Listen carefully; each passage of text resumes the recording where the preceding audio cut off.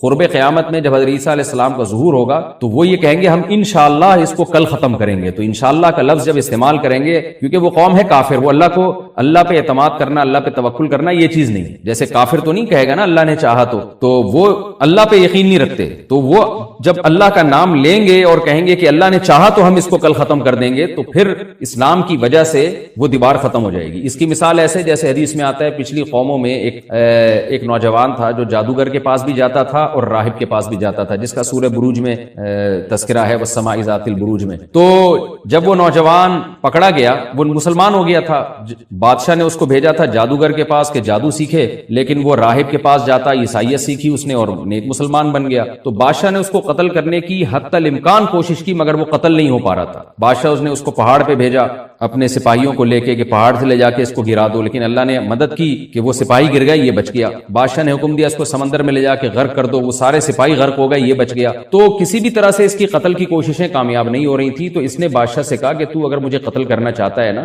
تو چوک پہ کھڑا کر کے تیر مجھے مار اور کہے کہ بسم اللہ ورب ھذا الغلام، اس نوجوان کے رب کے نام سے میں اس کو قتل کرتا ہوں. تو اللہ کا نام لے کے مجھے مارے گا تو میں قتل ہو جاؤں گا. نوجوان یہ قربانی اس لیے دے رہا تھا کہ بادشاہ جب پوری پبلک کے سامنے اللہ کا نام لے گا تو لوگوں کو یقین آ جائے گا کہ بھئی اللہ کا نام لینے سے تو کام ہو گیا، اور اللہ کا نام لیے بغیر کام نہیں ہو رہا تھا. تو جو بادشاہ اللہ کو مانتا نہیں تھا آج اس کو بھی اللہ کا نام لینا پڑا ہے. تو نوجوان نے یہ قربانی اس لیے دی کہ بادشاہ جب اللہ کا نام لے گا لوگوں کو اللہ کی ذات پہ یقین آئے گا اور لوگ مسلمان ہو جائیں گے، عیسائیت کو قبول کر لیں گے. تو اس نوجوان نے یہ قربانی دی اور بادشاہ نے اللہ کا نام لے کے جب تیر مارا تو وہ نوجوان شہید ہو گیا. اور لیکن پورا ملک مسلمان ہو گیا، عیسائیت قبول کر لی. اور سورہ بروج میں پھر اللہ نے ان کا تبصرہ کیا، ان کا واقعہ بیان کیا ان کے بارے میں کہ کیسے بادشاہ نے خندقیں کھود کھود کے پوری قوم کو جو ہے وہ جو دین سے پیچھے نہیں ہٹے ان کو کس طرح سے آگ میں پھینک دیا ان سب کو. تو اس سے پتہ چلتا ہے کہ کافر بھی بعض دفعہ جب اللہ کا نام لیتا ہے نا تو اس کو دنیاوی فائدہ ہو جاتا ہے. تو یاجوج ماجوج بھی تنگ آ کر پھر اللہ کا نام لیں گے اور کہیں گے اللہ نے چاہا تو ہم اس دیوار کو کل ختم کر دیں گے، اور بالآخر وہ دیوار ختم ہو جائے گی. پھر قرآن کے الفاظ ہیں آگے کہ جب یہ دیوار ختم ہوگی وَتَرَكْنَا بَعْضَهُمْ يَوْمَئِذٍ. اچھا ہاں، میں بتا رہا تھا کہ حدیث سے کیا پوائنٹ پتہ چلتے ہیں. تو یہ 5 پوائنٹ ہو گئے. چھٹا پوائنٹ یہ کہ حضرت عیسیٰ ہی کے دور میں یہ کسی وبا کے ذریعے ہلاک ہو جائیں گے. حضرت عیسیٰ علیہ الصلوۃ والسلام اتنے زیادہ ہوں گے کہ ان سے لڑنا ممکن نہیں ہوگا، جیسے کہ قرآن میں بھی آ رہا ہے وَتَرَكْنَا بَعْضَهُمْ يَوْمَئِذٍ يَمُوجُ فِي بَعْضٍ. ہم ان میں سے بعض کو بعض کے اندر گھسا دیں گے. اتنی کثرت سے ایک دوسرے میں، آبادی کی کثرت بہت ہوگی ان کی، گھسے ہوئے ہوں گے ایک دوسرے میں، یہ جیسے چیونٹی اور مکوڑے ہوتے ہیں. تو ان سے لڑنا ممکن نہیں ہوگا. تو حضرت عیسیٰ علیہ الصلوۃ والسلام لوگوں کو لے کے کوہ طور پہ چلے جائیں گے اور باقی مسلمان وہ اپنے اپنے گھروں کے اندر بند ہو جائیں گے. اور پھر اللہ کی طرف سے ایک وبا آئے گی اور اس وبا میں یہ سارے کے سارے ہلاک ہو جائیں گے. اور پھر جب ہلاک ہو جائیں گے تو اتنی زیادہ ان کی لاشیں زمین پہ ہوں گی، اتنی زیادہ کہ انسانی آبادی ان کی لاشوں سے متعفن ہونا اور بیمار ہونا شروع ہو جائے گی. ان کی لاشوں سے بدبو اٹھے گی اور ظاہر ہے انسان ہوں گے یہ، تو اس کی وجہ سے جو زمین کا ماحول خراب ہوگا. پھر حضرت عیسیٰ علیہ الصلوۃ والسلام اللہ سے دعا مانگیں گے کہ اللہ تعالیٰ ان کو کسی طرح ٹھکانے لگائے، کوئی انتظام کرے. پھر حدیث میں آتا ہے بارشیں ہوں گی اور سیلاب آئیں گے اور ان کی لاشیں بہہ بہہ کے پانیوں میں جا کے سمندروں میں جا کے ختم ہو جائیں گی. اللہ تعالیٰ ان کو اس طرح سے ٹھکانے لگائے گا. تو یہ یہاں تک جتنے بھی مضامین ہیں یہ صحیح احادیث سے ثابت ہیں. تو قرآن کہتا ہے وَتَرَكْنَا بَعْضَهُمْ يَوْمَئِذٍ يَمُوجُ فِي بَعْضٍ. ہم ان میں سے بعض کو بعض میں چھوڑ دیں گے، بہت کثرت ہوگی. وَنُفِخَ فِي الصُّورِ. اور پھر سور پھونکا جائے گا. قرآن میں تو یہ کہ سور پھونکا جائے گا ایسے لگ رہا ہے جیسے فوراً پھونکا جائے گا، مگر احادیث میں تفسیر ہے کہ فوراً نہیں پھونکا جائے گا. یاجوج ماجوج قیامت کی نشانیوں میں سے ایک بہت بڑی نشانی ہوگی، یعنی یہ اس بات کی علامت ہوگی کہ اب قیامت بہت قریب ہے. تو حضرت عیسیٰ ابن مریم علیہ السلام جب نازل ہوں گے، میں تھوڑی سی ترتیب بیان کر دیتا ہوں کہ جو کیونکہ بات یاجوج ماجوج کی چل رہی ہے تو اس سے منسلک جو واقعات ہیں جو اس دور میں ہوں گے وہ بھی میں اسی لیکچر کے ضمن میں بیان کر دیتا ہوں. ہمیں صحیح حدیث سے یہ پتہ چلتا ہے کہ قرب قیامت میں جب مسلمان بہت کسمہ پرسی میں ہوں گے تو خراسان سے لشکر اٹھے گا. خراسان یہ افغانستان اور ایران کا حصہ، اس علاقے کو نبی صلی اللہ علیہ وسلم کے دور میں خراسان کہا جاتا ہے، جس میں قندھار بھی آتا ہے، ایران کا بھی حصہ آتا ہے اس میں. تو یہاں سے لشکر اٹھے گا، مجاہدین لڑیں گے بہت بڑی تعداد میں، دنیا میں جہاد ہوگا. ہوگا کہ مسلمان ظلم کی چکی میں پس کے تنگ آ چکے ہوں گے، اور لڑتے لڑتے حدیث میں آتا ہے اتنی بڑی بڑی لڑائیاں ہوں گی کہ 1/3 مسلمان شہید ہو جائیں گے، اس میں 1/3 مجاہدین جو لڑنے والے ہوں گے، اور 1/3 جو ہوں گے وہ میدان جنگ سے بھاگ جائیں گے، اور 1/3 کو اللہ فتح عطا فرمائے گا۔ تو جو 1/3 میدان جنگ سے بھاگ جائیں گے، نبی صلی اللہ علیہ وسلم نے فرمایا ان کی توبہ کبھی قبول نہیں ہوگی۔ جو 1/3 شہید ہو جائیں گے وہ افضل ترین شہداء ہوں گے اس وقت کے، اور 1/3 کو اللہ تعالیٰ غلبہ عطا فرمائیں گے۔ ایک واقعہ تو ہمیں قرب قیامت میں نبی صلی اللہ علیہ وسلم سے یہ ملتا ہے صحیح حدیث سے، دوسرا ہمیں یہ ملتا ہے کہ قرب قیامت ہی میں مسلمان قسم پرسی کا شکار ہوں گے، تو تلاش کریں گے حضرت مہدی کو، کیونکہ حضرت مہدی وہ شخصیت ہیں جن پہ تمام نیک لوگ جمع ہو جائیں گے اور وہ مسلمانوں کی میدان جنگ میں کمانڈ کریں گے، جہاد میں کمانڈ کریں گے۔ تو ان کو بیت اللہ میں تلاش کیا جائے گا، وہ رسول اللہ صلی اللہ علیہ وسلم کی اولاد میں ہوں گے، اور لوگ ان کو پہچان لیں گے، اہل اللہ پہچان کر ان کو اپنا امیر بنائیں گے، اور ان کی قیادت میں پھر لڑائی اور جہاد شروع ہوگا۔ اور یہ لڑائی جب دمشق میں لڑائی ہو رہی ہوگی تو دمشق میں عصر کی نماز کے وقت حضرت مہدی، میں نے جو یہ کہا کہ دمشق میں لڑائی ہو رہی ہوگی، مقصد یہ نہیں ہے کہ دمشق کوئی میدان جنگ بنا ہوا ہوگا، مقصد یہ ہے کہ وہ مجاہدین کا لشکر دمشق میں ہوگا عصر کی نماز کے وقت، لڑائی چاہے کسی اور میدان میں ہو رہی ہو، لیکن حدیث میں ہمیں دمشق کا تذکرہ ملتا ہے۔ تو دمشق میں حضرت شام کا تذکرہ ملتا ہے، اور جو قرائن ہمیں ملتے ہیں وہ دمشق کی ایک خاص مسجد ہے، وہ مسجد حضرت مفتی تقی عثمانی صاحب اور مفتی رفیع عثمانی صاحب نے اس کو ہائی لائٹ بھی کیا، لیکن وہ یقینی نہیں ہے، یہ خوب سمجھے، انہوں نے اس کا بھی تبصرہ کیا کہ اس کے بارے میں کوئی یقین نہیں ہے۔ تو حضرت مہدی عصر کی نماز پڑھا رہے ہوں گے، لوگ امامت میں آپ کے پیچھے کھڑے ہوں گے، یہاں تک کہ مسجد کے مینار پر، آج بھی وہ مینار موجود ہے جس کے بارے میں غالب گمان ہے کہ یہ وہ مینار ہے جہاں حضرت عیسیٰ علیہ السلام نازل ہوں گے، غالب گمان کے درجے میں کہا جا سکتا ہے، ورنہ پھر اسی کے اڑوس پڑوس میں کوئی مسجد ہوگی۔ میرا اگر شام جانا ہوا تو انشاءاللہ میں ارادہ ہے کہ میں ولاگ میں اس مسجد کا بھی تذکرہ کروں گا، اس جگہ کا بھی تذکرہ کروں گا، لیکن میں پہلے یہ بات بتا دوں کہ وہ 100% یقینی نہیں ہے، ایسا نہ ہو کہ اس مسجد کے مینار پہ چڑھ کے لوگ جو ہے وہ اس کے کوئی مینار کو ہی چاٹنا شروع کر دیں تبرک کے طور پہ۔ تو عصر کی نماز کا ٹائم ہوگا، حضرت عیسیٰ ابن مریم علیہ الصلوۃ والسلام فرشتوں کے کندھوں پہ ہاتھ رکھ کے نیچے اتریں گے نماز کے ٹائم پہ، یعنی آسمان سے مینار تک آئیں گے، اور پھر مینار سے آپ کے لیے سیڑھیاں لگائی جائیں گی، سیڑھیوں کے ذریعے مینار سے نیچے اتریں گے، اور لوگ ان کو پہچان لیں گے۔ حضرت مہدی ان کو امامت کے لیے آگے کریں گے کہ آپ اللہ کے ایک پیغمبر ہیں، آپ نماز پڑھائیے، حضرت عیسیٰ علیہ السلام انہی کو آگے رکھیں گے، اور اس طرح کا مفہوم ہے حدیث میں کہ اللہ نے اس کام کے لیے آپ کو ہی منتخب کیا۔ کیا مطلب ہے؟ امامت اس امت کا حق ہے۔ تو حضرت عیسیٰ ابن مریم علیہ الصلوۃ والسلام کا جو کام ہوگا وہ جہاد ہے، اور یہودیوں سے انتقام لینا، کیونکہ یہودیوں نے اپنے خیال میں حضرت عیسیٰ کو قتل کیا تھا، تو اللہ نے یہودیت ہی کے خاتمے کے لیے اور دجال کے خاتمے کے لیے عیسیٰ ابن مریم کو نازل کیا ہے۔ حضرت مہدی سے پہلے ہی دجال ظاہر ہو چکا ہوگا۔ دجال کے بارے میں حدیث میں آتا ہے کہ ہر پیغمبر نے اپنی امت کو دجال کے فتنے سے ڈرایا ہے۔ اچھا، یہ دجال ایک ایسی شخصیت ہے جس کا یہودی انتظار ہم سے زیادہ کر رہے ہیں، کیونکہ یہودی اس کو اپنے لیے نجات دہندہ سمجھتے ہیں، جبکہ حدیث میں آتا ہے کہ دجال کانا ہوگا اور اس کا خدائی کا دعویٰ ہوگا، اس کے پاس کچھ ایسی طاقتیں ہوں گی کہ مردے کو زندہ کر دے، زندہ کو مار دے، ایک طرف اس کے باغ ہوگا، ایک طرف اس کے آگ ہوگی، جو اس پر ایمان لائے گا اس کو باغ میں داخل کرے گا، اور جو اس پر ایمان نہیں لائے گا اس کو آگ میں داخل کرے گا۔ اور رسول اللہ صلی اللہ علیہ وسلم نے فرمایا اس کی جو آگ ہے حقیقت میں وہ جنت کا باغ ہوگا، اور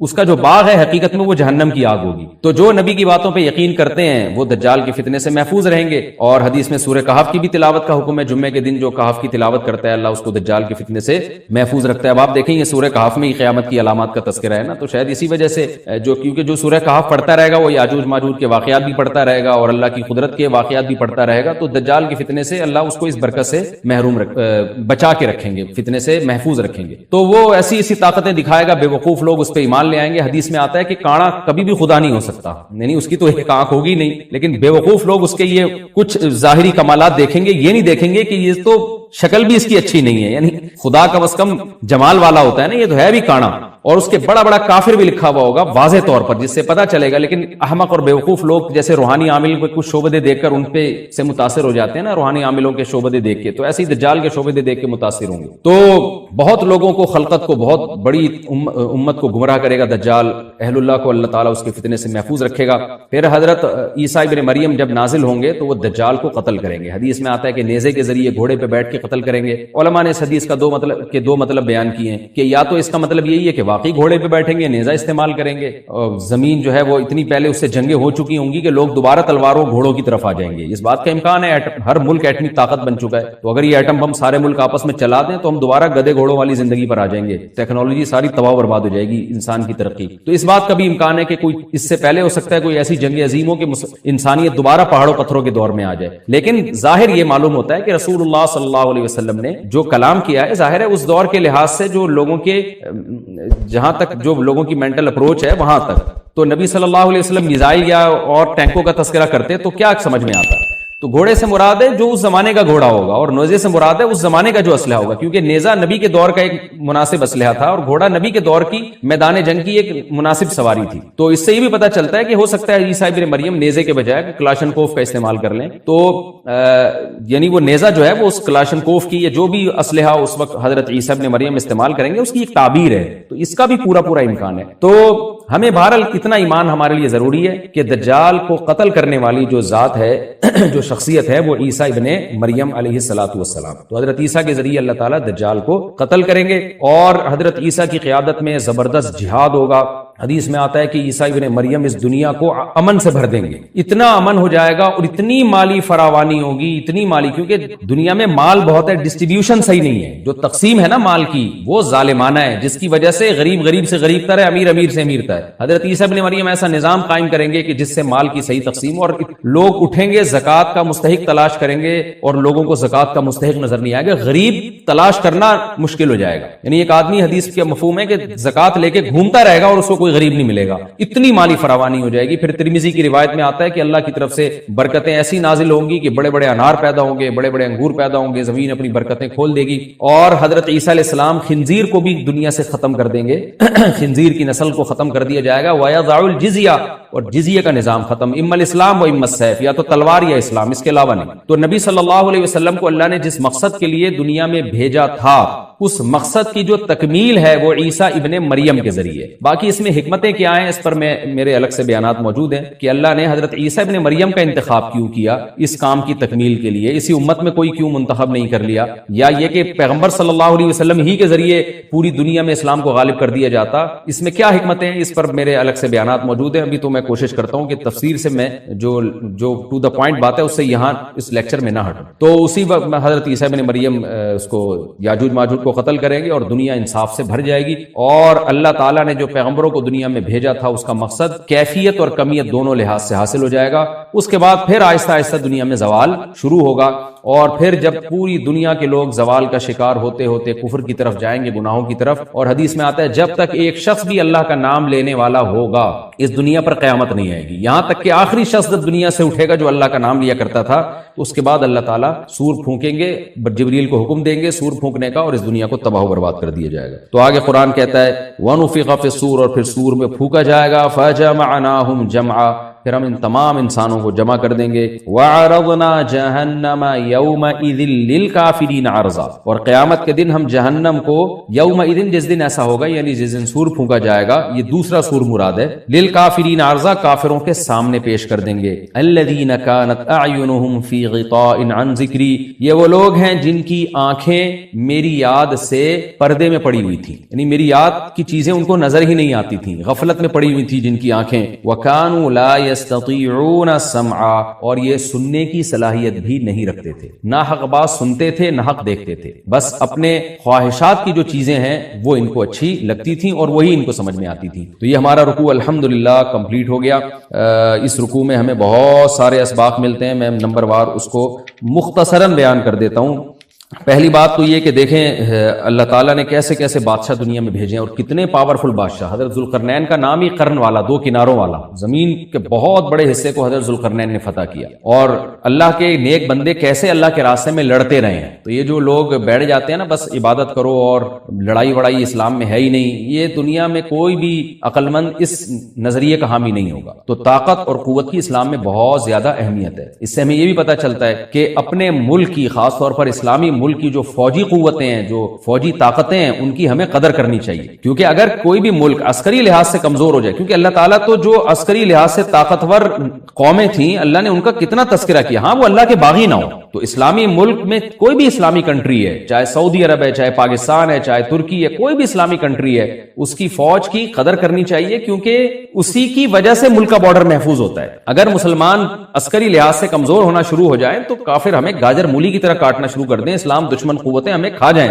ختم کر دیں ہمیں کھا کے۔ تو نیک قوتوں کو اپنی بقا کے لیے ہمیشہ سے ایک اسلحے کی اور طاقت کی ضرورت رہتی ہے، اس کی اہمیت اسلام میں بہت زیادہ ہے۔ موسیٰ علیہ السلام کے بعد کتنے بڑے بڑے جنگی کمانڈر پیدا ہوئے، ذوالقرنین کا اللہ نے کیسا تذکرہ کیا، ذوالقرنین کی عبادت کا کہیں بھی تذکرہ نہیں، حالانکہ وہ بڑے عبادت گزار بھی تھے۔ داؤد علیہ السلام کی عبادت کا تذکرہ بھی ہے، ان کی تلوار اور طاقت کا تذکرہ بھی ہے۔ تو اللہ تعالیٰ جہاں عبادت کا تذکرہ کرتے ہیں تو طاقت اور قوت کا بھی تذکرہ کرتے ہیں، اس سے عسکری لحاظ سے اپنے آپ کو مضبوط کرنے کی اہمیت کا ہمیں پتہ چلتا ہے کہ اسلام میں اس کی بڑی اہمیت ہے۔ کسی بھی اسلامی ملک کی فوج کا مورال کسی بھی لحاظ سے ڈاؤن نہیں ہونا چاہیے، اور عسکری لحاظ سے وہ کسی بھی لحاظ سے کمزور نہیں ہونی چاہیے، اور اس کو چاہیے کہ اعدوا لهم ما استطعتم من قوہ پر عمل کرے، کہ قرآن کہہ رہا ہے روز بروز اپنی طاقت اور قوت میں اضافہ کرنے کی کوشش کرو۔ اس سے مسلم قوم کو کبھی بھی غافل نہیں ہونا چاہیے، اور کوئی بھی ایسا کام جس سے مسلمان قوتیں اور طاقتیں کمزور ہونا شروع ہو جائیں، اس کام سے ہمیں بچنا چاہیے۔